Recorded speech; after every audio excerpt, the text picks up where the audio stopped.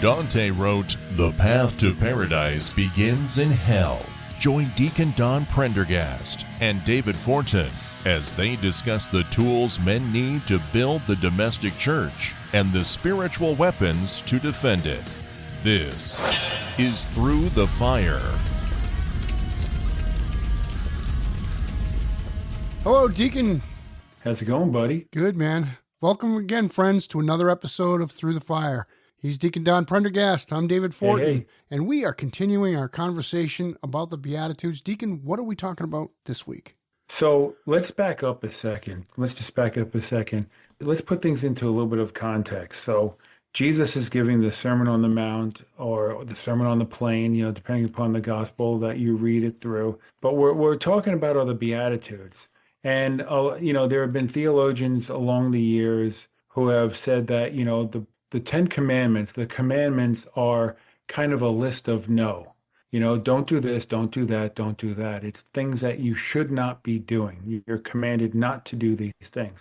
So Jesus gives us the Beatitude, which is a whole list of yes. This is what it means to live in proper relationship with God. Do this, live this way, think this way, behave this way. And so, when we take a look at the Beatitudes, Jesus tells us, "Blessed are the poor in spirit, for theirs is the kingdom of heaven." So we want to be poor in spirit. "Blessed are they who mourn, for they will be comforted." So what is it that we are mourning? And when we do mourn, it's definitely an expression of love, of loss. We're going to be comforted. "Blessed are the meek, for they will inherit the land." Dave, we talked about what it means to be meek. And being meek does not mean being wimpy. Being weak does not mean being meek is not being weak. And so actually it means more along the lines of humility, understanding I have within me the possibility and potential for me to take charge, be aggressive, challenge everyone around me, but I'm going to put all that in check for the sake of the kingdom and out of humility. That's real meekness. The expression to have a sword, to know how to use it, to perhaps even have used it in the past under particular circumstances, and now I'm confronted with a possibility, and I will choose to leave my sword in its scabbard. So that's real meekness. It's more humility than anything else. So today, we are going to cover the next beatitude. "Blessed are they who hunger and thirst for righteousness, for they will be satisfied." So Dave, that's what we're going to cover today. Blessed are they who hunger and thirst for righteousness, for they will be satisfied. And I think the first thing that we really need to talk about here with this one, what exactly does it mean, righteousness?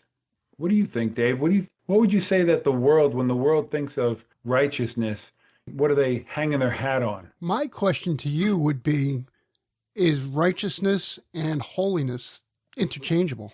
Well, so yeah, they're common expressions of each other. So holiness, purity, uprightness, certain characters in the Bible have been deliberately referred to as being righteous, such as Joseph, Mary's husband, Joseph of Arimathea, Nicodemus. These were righteous men. And even going back into the Old Testament, we have various individuals that have been identified as being righteous. But is that righteousness? Is that enough to get them into heaven? So that's an interesting thing. So we can go back to any of the Beatitudes. Is simply being meek to get into heaven? Is simply mourning, when we mourn somebody's loss, is that enough to get into heaven? And I would have to argue that the answer is no. It's not like if you're a meek person, oh man, you got a first class ticket, you're getting in. That's not what the Beatitudes are trying to teach us. And I think, this is probably really the important conversation in regards to what Jesus is giving us in the Bible. Let's take a look at his whole attitude towards the scribes and Pharisees.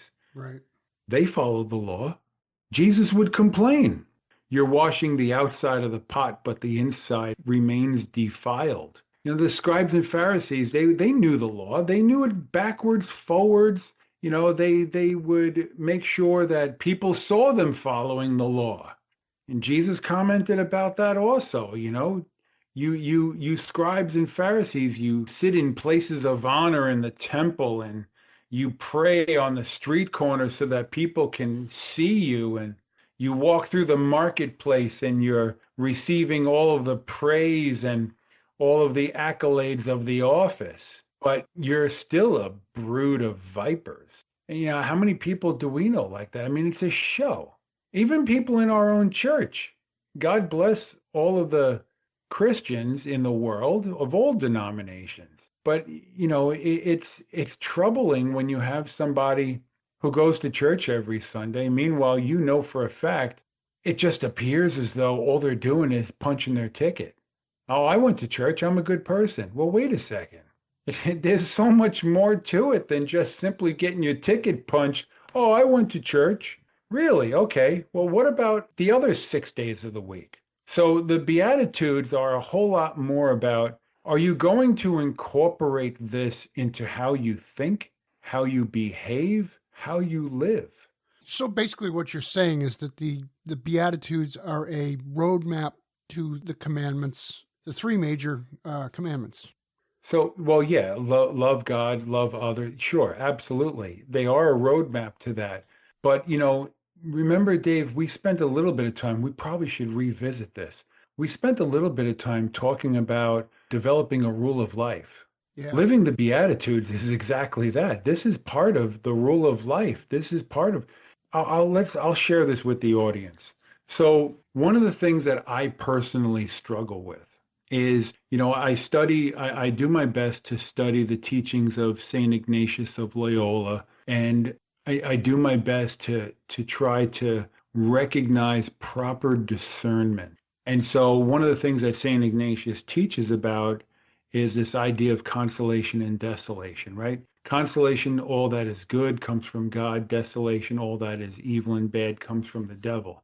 And we have to discern. We have to figure out how to go forward. And one of the trappings that the devil likes to do, I mean, first of all, let's just be clear. You're not going to find yourself in hot water necessarily when people, well, let me rephrase that. It's not the only way to find yourself in hot water with God if, you're a professed devil worshiper, because that's the trap also, because a lot of people think, well, I don't worship Satan. Okay. But you got to realize that, the devil's attitude is not just, I want you to worship me. The devil's attitude is even more so, I want you to worship anything but Jesus. Anything.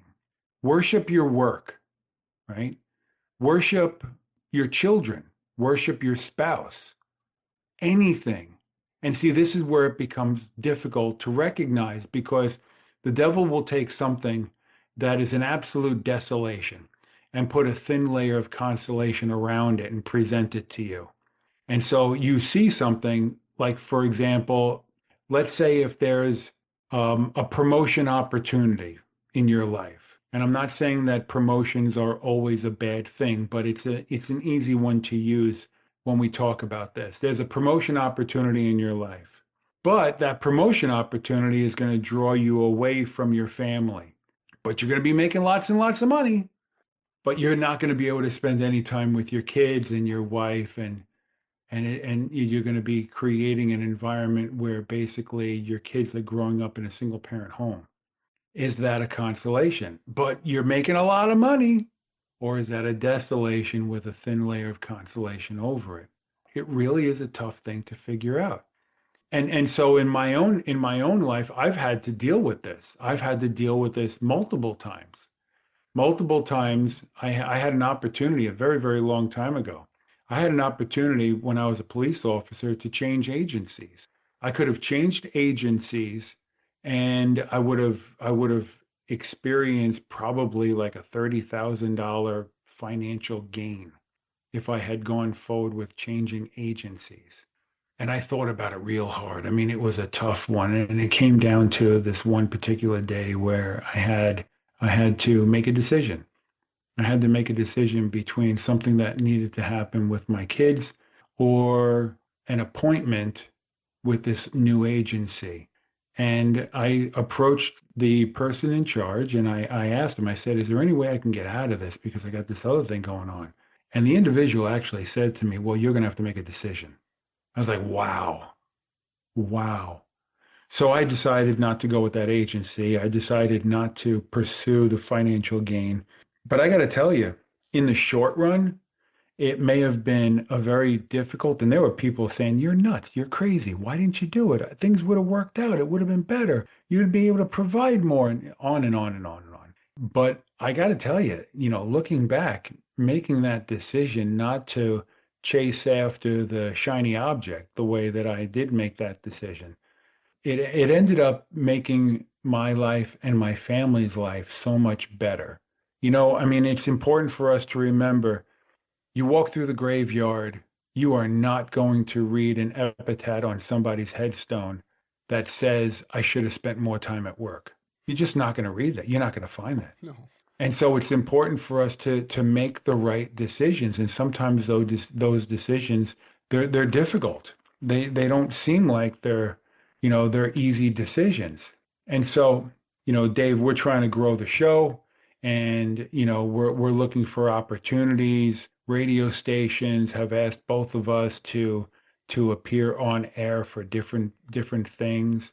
And I don't doubt it at all that as the months and years roll by, new opportunities are going to come our way. How are we going to approach that? Are we going to approach that from the perspective of building up the kingdom? Are we going to approach that from the perspective of building up the domestic church, each of our own domestic churches? Mm-hmm. Or are we going to be looking for the latest shiny object so that we feel good about ourselves? This is the real struggle. This is the ordinary struggle that all of us men need to pay attention to. Right. And so, we have to be aware of that. We have to be aware of how the devil is going to take a desolation and wrap a thin consolation over it and present that to us. And how many people, just think about how many people go through every single day and they don't even see it. They're not even aware. And that's heartbreaking. Right. It's heartbreaking to not even be aware of how you're being manipulated. And even, you look at marketing and the commercials that are on the radio, the internet, cable TV, whatever. So much of the marketing is they want you to chase after the latest shiny object without even realizing that it's very thin and underneath it is desolation. Mm-hmm. So, we're going to spend this hour together and we're going to talk about this whole idea of what does it mean to be a righteous person? Not righteous according to the standards of the world. Well, we'll talk about that. But that's not what Jesus is asking us to do. He's asking us to be righteous and to not just be righteous, but to hunger and thirst for it, which is a whole nother dynamic. To hunger and thirst for righteousness. And that's the other thing, is that the only time we're going to find satisfaction is when we hunger and thirst for the righteousness of God. After that, it's like, let's just be blunt about it. When is enough enough? Deacon, according to worldly standards. Deacon, I often say, and you know this, that our faith journey is not so much about our location, but our direction. Mm-hmm. Yeah. And that starving, that hunger needs to be pointed towards the person that's going to feed us, and that person is Jesus Christ. Absolutely. Okay. Just take a look at the cross. That's what I'm getting at. The cross, we got to do the work, but staying focused on the cross, staying focused and hungry. That's what we're talking about today. Just think about what imagine if, okay, maybe you're not one of the 12 apostles, maybe you're one of the disciples. Let's say, for example, you're Saint Stephen. You're one of the 7 who are later going to be ordained the first group of deacons. Mm-hmm. Stephen was with the apostles from the beginning. He was with the disciples from the beginning. Stephen was there when Jesus was teaching. He was there from the beginning. Him and the other 6. That's one of the reasons why those particular guys were ordained to be the first group of deacons, because they were identified as being with them from the beginning. So let's say you are either Stephen or you're with Stephen. And you're watching all of this play out. You're listening to Jesus's teachings. You're eating meals with him. You're watching how he interacts with others. You're watching how he's forgiving people, forgiving and healing. And he's speaking so patiently with those who are broken. And also at the same time, he's speaking so firmly and directly with those who are in authority and power. Imagine you're watching that. And then you're there when he's arrested. You're there in the garden. And right from the beginning, the soldiers are just brutalizing him as they're dragging him out of the garden. And you're there and you're watching all of this. You're also there as he's carrying the cross through the streets on his way to his execution. And Jesus is not saying, wrath is going to come down upon you. I'm wiping all of you out. Jesus is not saying, come on, I'll fight you. Come on, Peter, give me your sword. Men, grab weapons. We're going to battle. No, none of that. None of that.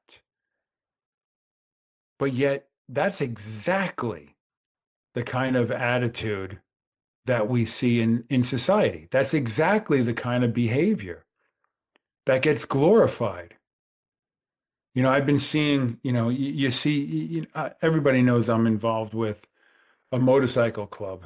And of course, within the context of the stereotypical motorcycle club, this is exactly the same kind of behavior that you would see and expect. The quote unquote 1%er clubs. You cross me and I'm going to bury you. That kind of attitude. But I'm very fortunate to be in a motorcycle club of men who are law enforcement officers, who are military veterans, active duty soldiers, first responders, ambulance, fire, police, military, corrections. A life of saving lives, a life of defending the innocent, protecting those who are marginalized.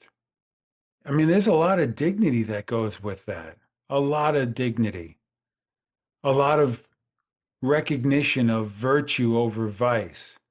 And I don't want to make it sound like the guys that I'm with are all Boy Scouts. Nah, you find yourself experiencing enough of the darkness in the world. It kind of bangs up the edges. You ended up with a maybe a little bit of a busted up halo, which is just the reality of it. But at the heart, it's important to understand what it means to be righteous before God. Recognizing that you will sacrifice for someone who you don't even know, let alone sacrificing for those whom you do know. We just heard in the readings in Mass not too long ago, the whole idea of how is it that you can say that you love someone whom you've never met, or who you've never seen, meaning Jesus. You love and you will follow a man whom you've never seen. Meanwhile, you're ignoring those around you who you see all the time. And this is important. This is what Jesus is talking about. If you are going to hunger and thirst for righteousness, which means you see the difference. You see the difference. You see Jesus wounded, bleeding, struggling with every breath. And yet, what does he do? Forgive them, Father, for they know not what they do. I mean, such brutality. And struggling to even breathe, he asks for forgiveness and mercy from God the Father on those who did that to him. There's an expression in the motorcycle community that someone is going to be your ride or die partner. Jesus needs to be our ride or die partner. Jesus needs to be the one whom we go with and who leads the way. He's the one who we should be following, his example, his footsteps. But that's not the world that we live in. That's not the message that's going out in the world. The message that's going out in the world is more this attitude of, I'm going to get mine. I want what's mine, what's due to me. Mine, mine, mine. Me first. Yeah, society just seems to be so disordered right now. From everything you see on television is so disordered. So God is the God of order. Right. Every star in the heaven has a name, and he calls each one out by name, right? He knows exactly where every star, the billions upon billions upon billions of stars and planets that are in the cosmos, they are exactly where they are meant to be. Exactly. They are exactly where they need to be. And God knows each and every one of them by name. And so he is a God of order. The devil, on the other hand, we can say is a God of chaos, disorder. Even going back to the story of creation. I was having this conversation with a parishioner the other day. We were talking about when day begins and when night begins, and we were talking about, well, if I go to mass on a Saturday night, why does that count for Sunday? And so we were talking about this. And if you read through Genesis, if you read through the creation story, you will see that the day as a block of time, the day actually begins in darkness. It begins at nighttime. It begins the night before. This is why we have the vigil mass. So Sunday begins technically at sundown on Saturday. And this is not a new idea. It's not a revelation to anybody. Why do you think that the Sabbath, the Jewish Sabbath, is Saturday?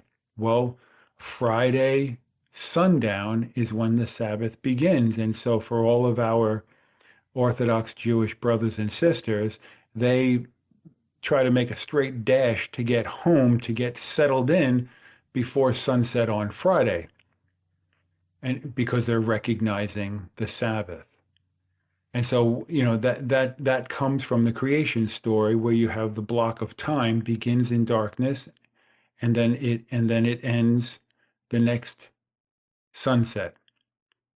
So Jesus, God, he's the God of light. He's the God of order. He's not the God of chaos and darkness.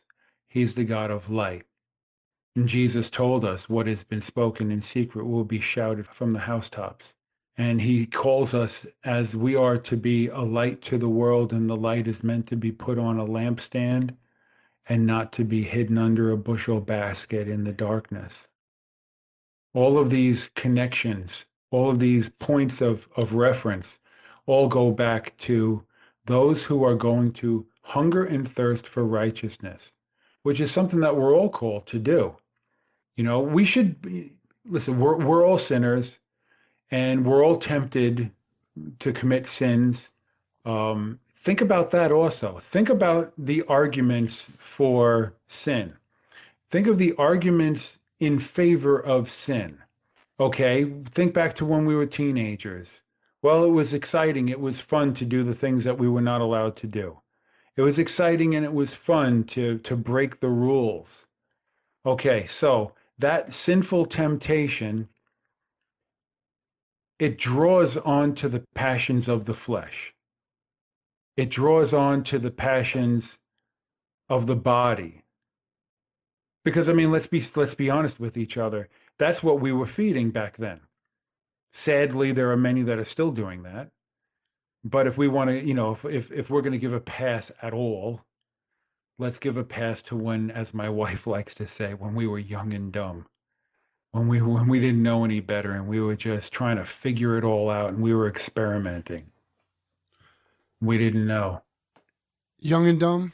Yeah, that's what my wife says. Yeah, well, I don't think I've gotten over the dumb part yet, so. Well, I have my moments also. Hey, Deacon, I just want to let you know, remember last week we talked about Christian Kitchens Coffee?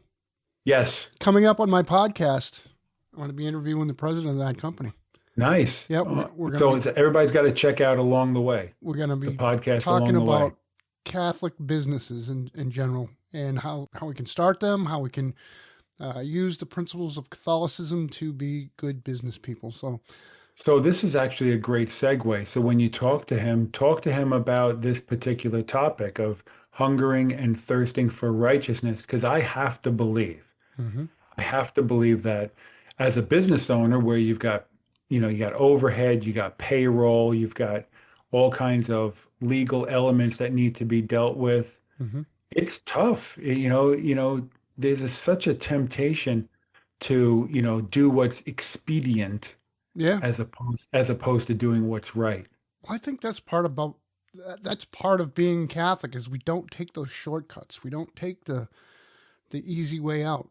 We're focused on doing what's right, and focused. And again, I think this really speaks to what we're talking about on this episode of Through the Fire, is staying focused on Christ, staying focused on the life. So I'm really looking forward to this upcoming interview with the president of Christian Kitchens Coffee. Yeah, and those of you that are looking to support, if you're looking to support a worthwhile Catholic business, it not only is it a Catholic business, but the coffee is very good. Delicious. Right? Because it's very good. Because you drink it all the time. I am starting to, yes. I'm waiting for my bag to show up. Really? Yeah. Okay. Well, hopefully I'm going to get a bag soon. Anyways. But anyway, so getting back to our conversation, this is important for everybody to recognize.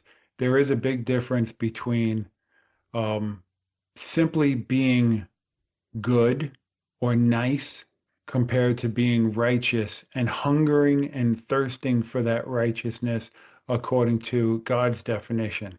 That's all the time we have this week. Tune in next week at this same time for the conclusion of this broadcast. Hey, and friends, don't forget to check us out at www.castingthe.net, where you can find all our shows from the past and some stuff about us going forward in the future. C.S. Lewis talked about it, and we even see it in Scripture where the pagans, they know how to be nice to each other. It's not a matter about being nice. In C.S. Lewis's book, Mere Christianity, he speaks about that. But after the break, we'll talk more about that. The preceding program was a Spirit of Truth Radio Arts original program for CastingThe.net.